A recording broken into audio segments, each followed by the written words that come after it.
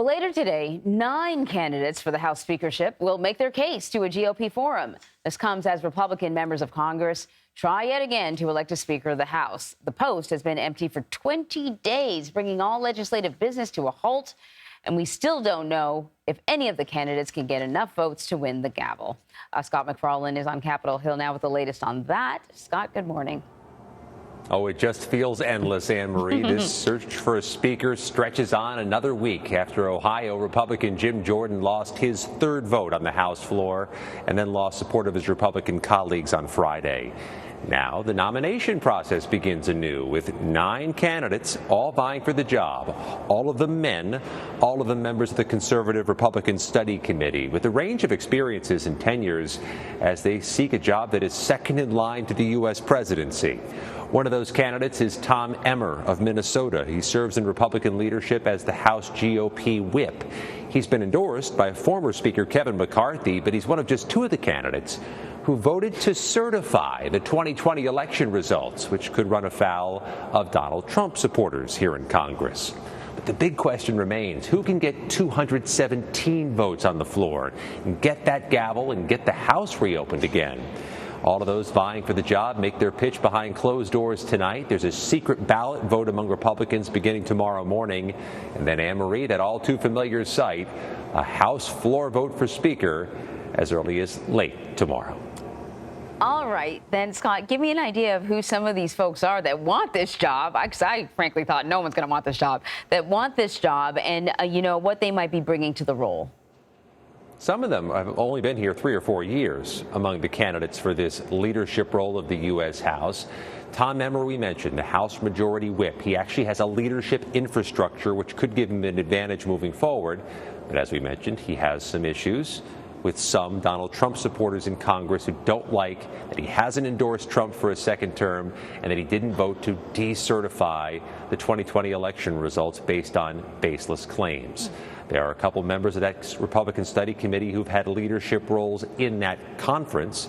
Kevin Hern of Oklahoma. There's Byron Donalds of Florida, who is a Fox News fixture, a popular figure in conservative media. And the man in the top left, Jack Bergman, military veteran from northern Michigan. But all eyes really are on the secret ballot voting tomorrow. They may be able to prune some of those names down and make this more of a 2 or 3 person race, and then a favorite can emerge.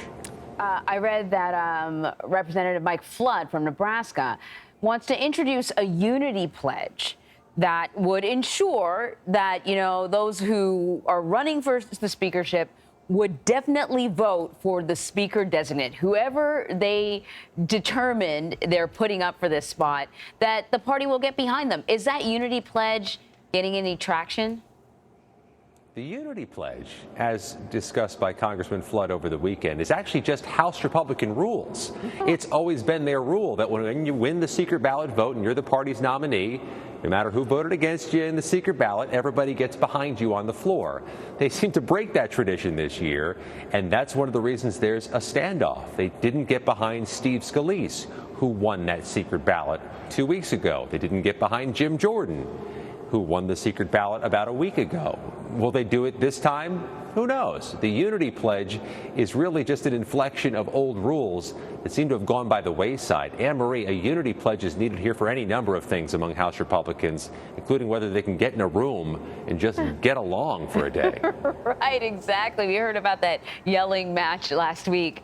At tonight's GOP forum, what's most important for candidates, and how can someone sort of pull a majority with this much division in the party? It's not happening in a vacuum, Anne-Marie. We're less than a month from that deadline for the next government shutdown decision. Are they going to shut the government down or pass something to keep it open? That's going to be an issue on the table, a key issue on the table. So too will aid to Israel and Ukraine. These candidates are going to have to make a policy argument in addition to a leadership argument. Even though they are supposed to be the stewards of the House, they're going to have to explain to their colleagues how they're going to get them out of the messes that they're in. That is another set of wedge issues as they approach that government shutdown deadline and as they wait to reopen half of Congress, which remains paralyzed. I tell you, it feels like they're all wedge issues. There's more likely to be wedge issues than not. Scott, thank you very much.